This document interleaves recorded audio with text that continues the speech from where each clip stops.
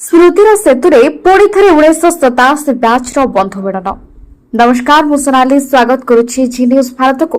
ତେବେ ନିଆଳି ବ୍ଲକ ଦୀପାଞ୍ଚଳ ସ୍ଥିତ ଲକ୍ଷ୍ମୀନାରାୟଣ ବିଦ୍ୟାପୀଠ କସରତାର 1987 ବ୍ୟାଚ୍ର ସମସ୍ତ ସହପାଠୀଙ୍କୁ ଏକତ୍ର କରିବା ଉଦ୍ଦେଶ୍ୟରେ ଏହି ବନ୍ଧୁ ମିଳନ ଓ ସ୍ମୃତି ଉତ୍ସବ ପ୍ରତିବର୍ଷ ରଜ ସଂକ୍ରାନ୍ତି ଦିନ 2014 ମସିହାଠାରୁ ଆୟୋଜିତ ହେଉଛି। ବିଦ୍ୟାଳୟରେ ସେ ଅମୂଲ୍ୟ ଦିନ ଶିକ୍ଷକମାନଙ୍କର ଆଶୀର୍ବାଦ ଏବଂ ସାଙ୍ଗମାନଙ୍କ ସହିତ କଟିଥିବା ମଧୁର ମୁହୂର୍ତ୍ତଗୁଡ଼ିକୁ ପୁନର୍ବାର ସ୍ମରଣ କରିବା ପାଇଁ ଏହା ଏକ ସୁବର୍ଣ୍ଣ ସୁଯୋଗ। ଏହି ମିଳନରେ ପରସ୍ପରର ଜୀବନଯାତ୍ରାର ସଫଳତା, ଅନୁଭୂତି ଏବଂ ସ୍ମୃତିଗୁଡ଼ିକୁ ବାଣ୍ଟିବା ସହ ଭବିଷ୍ୟତରେ ଏହି ବନ୍ଧୁତାକୁ ଆହୁରି ମଜବୁତ କରିବା ପାଇଁ ସଂକଳ୍ପ କରୁଛୁ, ଏହା ସେମାନଙ୍କର ଉଦ୍ଦେଶ୍ୟ ଥିଲା।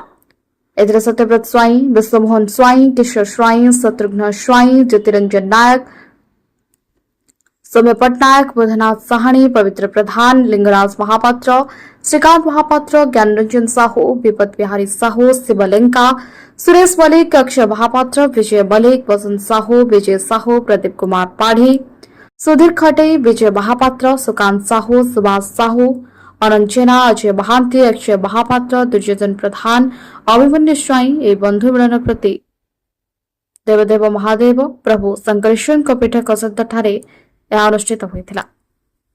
ନ୍ୟାୟରୁ ସୁଶ୍ରୀ ପ୍ରିୟଙ୍କାଙ୍କ report, G news Bharat. Abhimanyu Swain ବର୍ତ୍ତମାନ ସରସ୍ୱତୀ ଶିଶୁ ବିଦ୍ୟା ମନ୍ଦିର ନିଆଳିରେ କାର୍ଯ୍ୟରତ। ମୁଁ ଲକ୍ଷ୍ମୀନାରାୟଣ ବିଦ୍ୟାପୀଠ କସରଦାର 1987 ମସିହାର ଛାତ୍ର।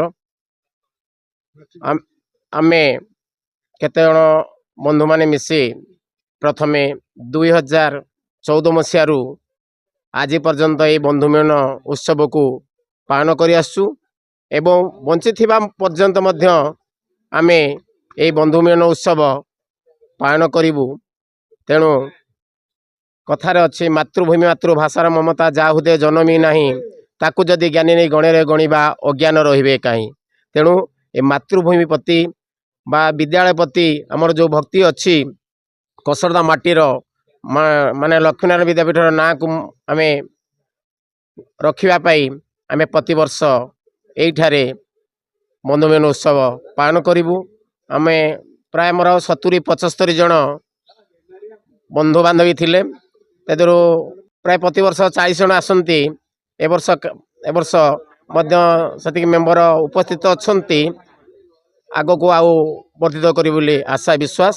ଭାରତ ମାତା କି ଜୟ, ବନ୍ଦେ ଉତ୍କଳ ଜନନୀ। ମୋ ନାଁ ହେଉଛି ସତ୍ୟବ୍ରତ ସ୍ୱାଇଁ। ଆମର 1987 ମସିହା ମ୍ୟାଟ୍ରିକୁଲେସନ୍ ବ୍ୟାଚ୍।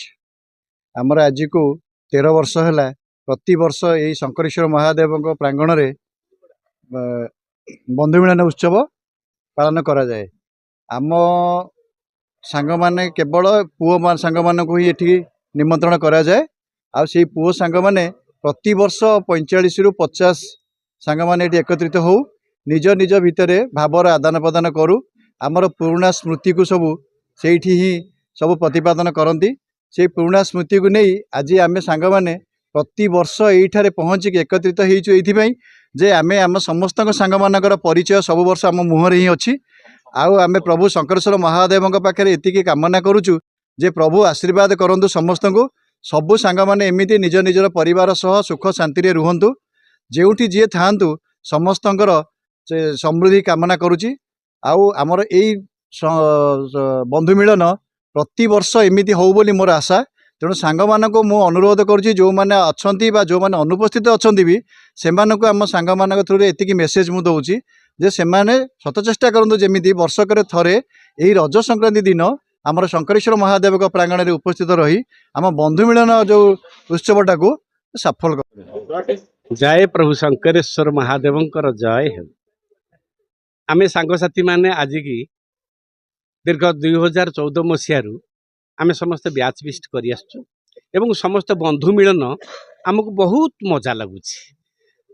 ଆଜି ଯେଉଁଭଳି କାର୍ଯ୍ୟକ୍ରମ ହେଉଛି ଭବିଷ୍ୟତରେ ସେଇଭଳି କାର୍ଯ୍ୟକ୍ରମ ହେଇ ଚାଲିଥାଉ ବୋଲି ମୋର ଆଶା ଆଉ ତଥା ବିଶ୍ୱାସ। ପ୍ରଭୁ ଶଙ୍କରେଶ୍ୱରଙ୍କର ମହାଦେବଙ୍କର ପଦାରବିନ୍ଦରେ କୋଟି କୋଟି ପ୍ରଣାମ। ଆଜି ସମସ୍ତେ ଆମେ ଏକାଠି ହେଇଛୁ। ଆଜି ଆମର ସାଙ୍ଗସାଥୀ ମାନେ କିଏ ଡକ୍ଟର ଅଛନ୍ତି, କିଏ ଇଞ୍ଜିନିୟର ଅଛନ୍ତି, କିଏ ବଡ଼ ବଡ଼ ଚାକିରି ବି କରିଛନ୍ତି, କିନ୍ତୁ ସମସ୍ତେ ଆମେ ରଜ ସଂକ୍ରାନ୍ତିରେ ଏକାଠି ହେଇପାରୁଛୁ। ଏଇଟା ସବୁଠୁ ବଡ଼ର କଥା। ଆଜି ପ୍ରଭୁଙ୍କର ଆଶୀର୍ବାଦରୁ आज बंधु मिलन होईछि आमको बहुत खुशी लगुच ए बंधु मिलन जमी आसंता भविष्य एमती रही था यह ही आमर विश्वास एवं प्रार्थना प्रभु शंकरेश्वर महादेव प्रार्थना पाखरे। जय जगन्नाथ। मु डॉक्टर बसंत कुमार साहू आमरी हस्पिटाल एबे ड्यूटी करुछि। एति खुशी लगुच मो सांग मान को प्रथम मु धन्यवाद देवी जो मैंने आज सहयोग कर जो 2014 जो बंधु मिलन कार्यक्रम आरंभ होती आते श्रम एत त्याग करके पहुँचती से समस्त पाखे मु चिरऋणी। आउ गोटे कथा खाली एतिकी कहबी प्रथम रू कहूँ माँ ब्रियस माँ जयी माँ शक्यते चेत मृत्यु मवपेय शक्यते चेत मृत्यु को अवलुप्त कर मरना मारना पारत मृत्यु को अवलुप्त कर।